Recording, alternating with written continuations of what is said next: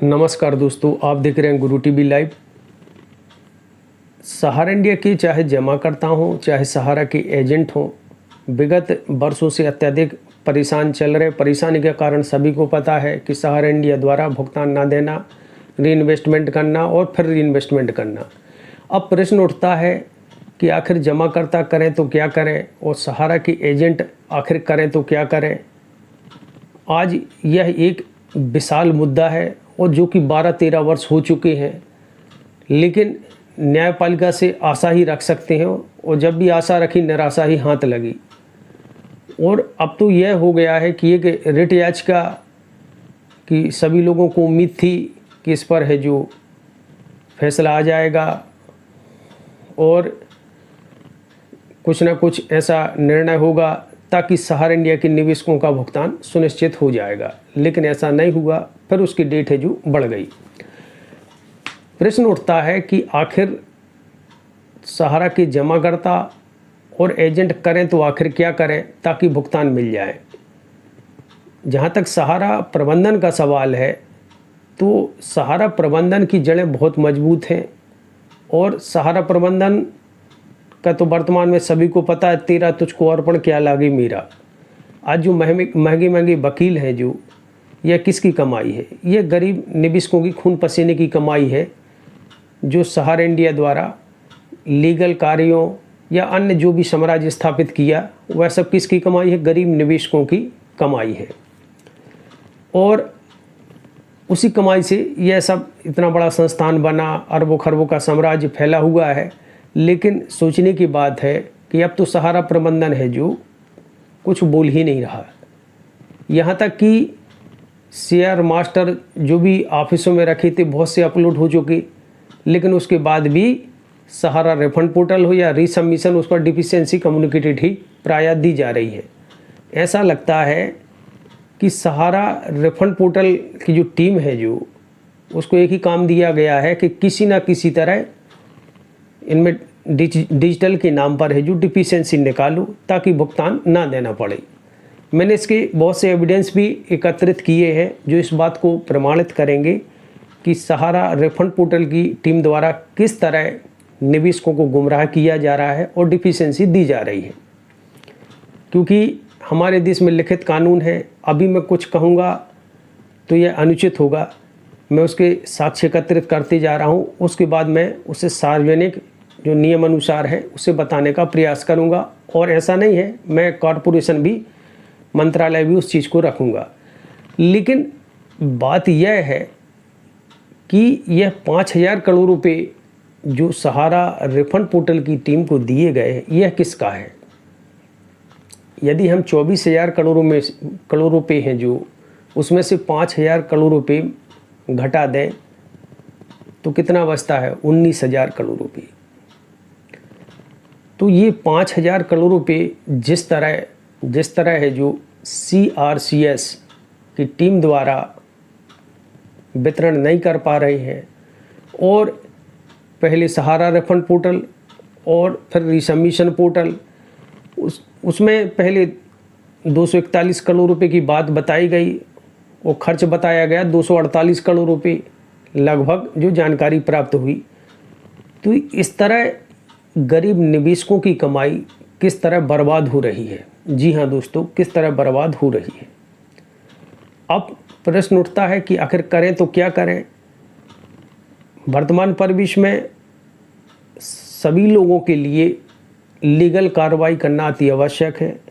यदि सहारा refund portal पर जिन्होंने आवेदन किया है और उसमें डिफिशियंसी दे दी गई है, कुछ डिफिशियंसी मान सकते हैं कि जो लीगल रूप से हैं, तो उनके लिए एफिडेविट आदि जो भी व्यवस्था पोर्टल के माध्यम से उपलब्ध है उसके तहत अप्लाई करें।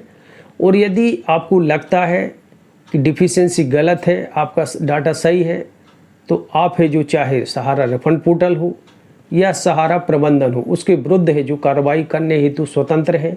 सर्वप्रथम सहारा रिफंड पोर्टल की जो टीम है, उस पर अगर आपको जानकारी चाहिए है तो उस पर आप है जो RTI के माध्यम से पूछें कि यह जो भी आपको डिफिशियंसी लगता है यह गलत है, तो यह किस आधार पर दी गई है।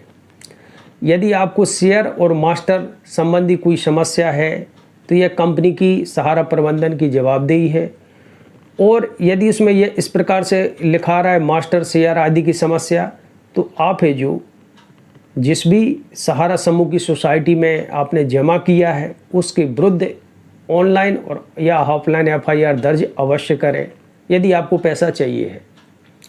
जहाँ तक रिट याचिकाएँ हैं, तक भारत सरकार नहीं चाहेगी, मुझे नहीं लगता कि न्यायालय में सहारा के संबंधित किसी भी याचिका पर सुनवाई हो सकती है। जी हाँ दोस्तों, इसका कारण यह है कि अभी जो सहारा रिफंड पोर्टल भी बना है तो वह किसके आदेश, पिनांग पानी मोहंती, उसमें सरकार द्वारा ही हस्तक्षेप किया गया, तब जाके सहारा रिफंड पोर्टल बनाया गया। जहाँ तक वकील का सवाल है, कहते हैं जितना अच्छा वकील उतनी अच्छी वकालत, यह एक कहावत है। जैसे कि सहारा की जो संबंधित भुगतान की जो समस्या है उसके लिए वकील भी प्रशांत भूषण जैसे अधिवक्ता की आवश्यकता है, तभी जाकर कुछ हो सकता है। क्योंकि प्रशांत भूषण जी एक ऐसे अधिवक्ता हैं जो सर्वोच्च न्यायालय की पोल खोलने से भी नहीं डरती। इनकी आप वीडियो देख सकते हैं। इन्होंने पूर्वत भी पर्दाफाश किया था कि किस तरह 9 करोड़ रुपए में जजमेंट है जो खरीदा गया, सोशल मीडिया पर इस वीडियो भी वायरल हुआ था। तो कहने का मतलब कि वकील प्रशांत भूषण जैसे ही चाहिए, तभी जाकर है जो इस पर कुछ हो सकता है। अन्यथा यही है कि पेशी पर पेशी, डेट पर डेट मिलती रहेगी। जहाँ तक एजेंटों की तो स्थिति बहुत ख़राब है। जमाकर्ता भी क्या करें और एजेंट भी क्या करें। जमाकर्ता एजेंटों को परेशान कर रहे हैं और एजेंट हैं जो इस पोर्टल के माध्यम से अत्यधिक और परेशान हो चुकी है। अभी जहाँ तक मेरे क्षेत्र का सवाल है, तो मेरे क्षेत्र में तो डिसबमिशन पोर्टल आया तो इसमें बहुत ही कम व्यक्ति अप्लाई कर रहे हैं। वो जान चुके हैं कि ये सरकार का सब एक प्रकार से है जो खेल चल रहा है, और इसमें अभी तक जो पैसा खर्च कराया, चाहे जमाकर्ता का हो चाहे एजेंट का हो, अब और आगे ना करें। लेकिन मजबूरी है, क्योंकि इसमें माननीय सर्वोच्च न्यायालय का आदेश लगा है।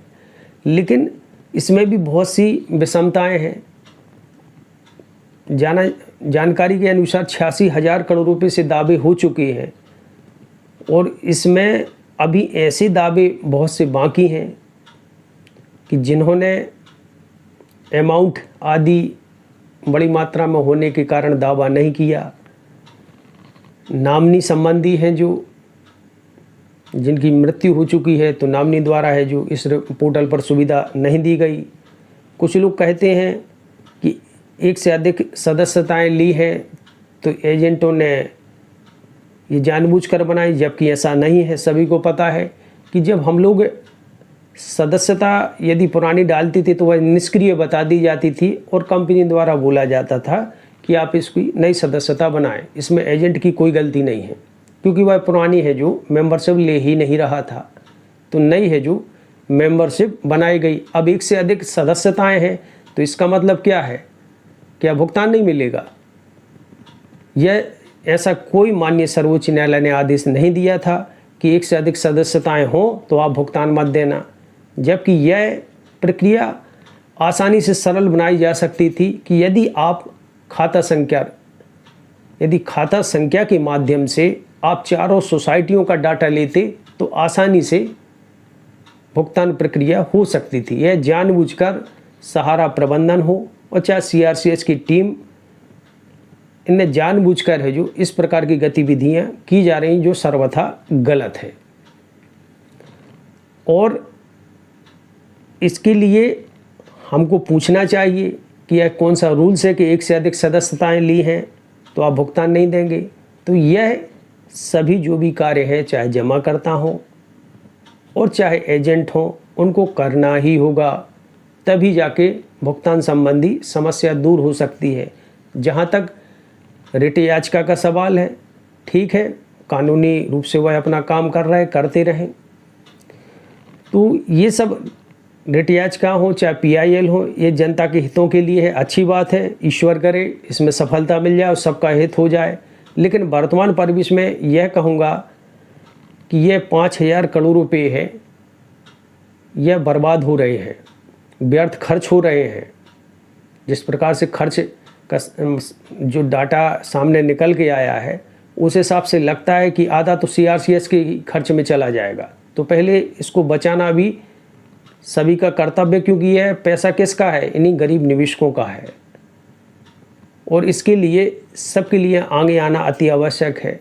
सरकार से पूछे, RTI लगाएं, इसके लिए इस तरह का माहौल क्रिएट करना पड़ेगा, तभी जाके सरकार तक यह आवाज़ पहुंचेगी। क्योंकि जो हम वीडियो देखते हैं सहकारिता मंत्री जी के हिसाब से, उससे तो लगता है कि सहारा रिफंड पोर्टल से सबका भुगतान हो गया हो, जबकि सभी को पता है कि ऐसा नहीं कि उनको भी पता ना हो, उनको भी पता है। लेकिन क्या करें, हम ही लोगों ने तो वोट दिया है ना, हम ही लोगों ने चयन किया है। तो वह कौआ की कहने चाहिए, कौए को भी परा बोलेंगे तो हम लोगों को मानना पड़ेगा। यह आज स्थिति यह हो गई है।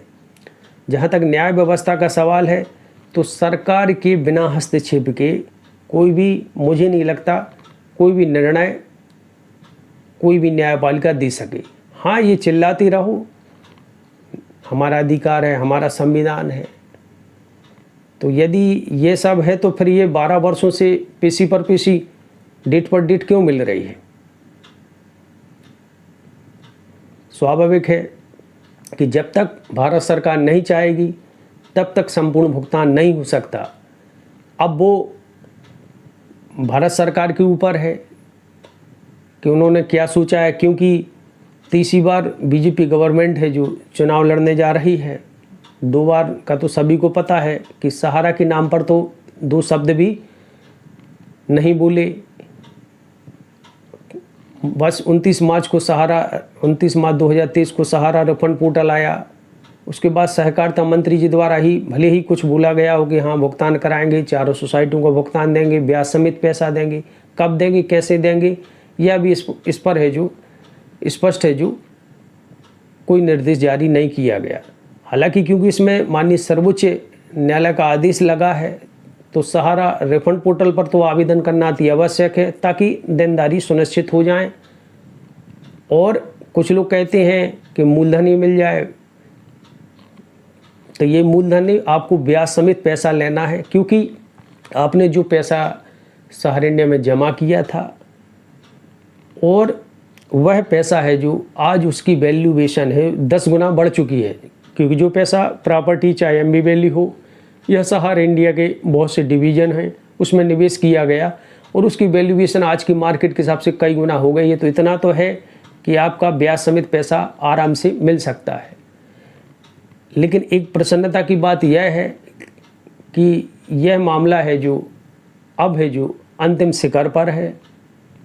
जो सितंबर में सुनवाई होनी है, उसमें मुख्य न्यायाधीश है जो चंद्रचूड़ साहब जी हैं, जो इस मामले को सुनने वाले हैं, उनकी अनुमति हेतु गया है। यदि यह मामला माननीय मुख्य न्यायाधीश सुन लेते हैं, तो यकीन मानो कि यह सहारा इंडिया का शायद लास्ट डेट हो और इस पर स्पष्ट फैसला आ जाएगा, तो सभी लोगों का भुगतान सुनिश्चित हो सकता है। तो यह सभी विषय वस्तु थी जो मैंने आपसे चर्चा की। और ऐसा नहीं है कि रिट याचिका को लेकर पूर्ववत भी अभी मैं आपको बताता हूं कि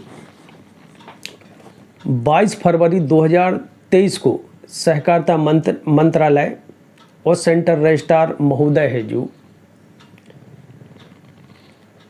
कुछ जो रिट याचिकाएं पूर्ववत लगी थी उनको लेकर है जो 22 फरवरी 2023 को है जो सुप्रीम कोर्ट पहुंची थी, जिसमें WCIL 669/21, 670/21, 817/21 और 18,507/20।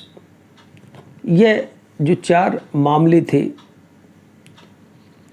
इन मामलों को है जो स्थानांतरित किया गया था। यह मामले जो केस था, जो इसकी डायरी संख्या 5966/2023, इसको बंद कर दिया गया था।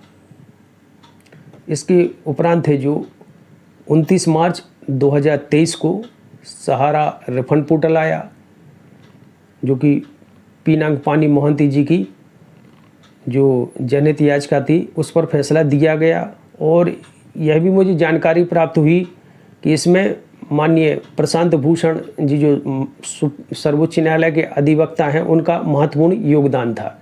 तो कहने का मतलब, यदि सहारा के मामले को सुनना है और निपटारा करना है तो इसमें हम लोगों को प्रशांत भूषण जैसे अधिवक्ताओं की आवश्यकता है, तभी जाके यह मामला सुना जा सकता है।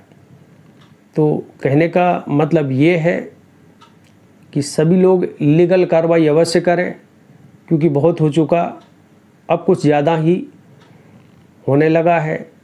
और न्यायतंत्र तो सभी ने देख ही लिया है और ये ऐसा चल रहा और चलता जाएगा। लेकिन यदि इन सब चीज़ों से हम लोगों को बरी होना है और अपना पैसा चाहिए है, तो हम लोगों को लीगल है जो कार्रवाई अति आवश्यक करनी होगी। आशा करता हूँ यह जानकारी आपको उपयोगी लगी होगी। यदि जानकारी उपयोगी लगी हो तो वीडियो को लाइक व शेयर करें, चैनल को सब्सक्राइब करें। जय हिंद, जय भारत।